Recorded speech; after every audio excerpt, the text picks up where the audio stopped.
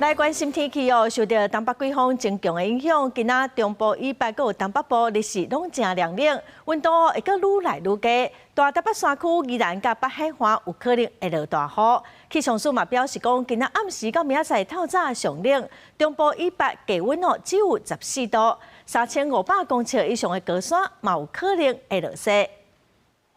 那在高山部分呢，在今明2天有一些水汽的通过以及温度上面的配合，今天可能有些零星降雪的几率。至于气温上面比较偏低一些，所以高山也可能要留意这种道路上会有一些结冰的情形，比较湿滑。如果有前往山区活动的话，都要留意相关的装备的准备。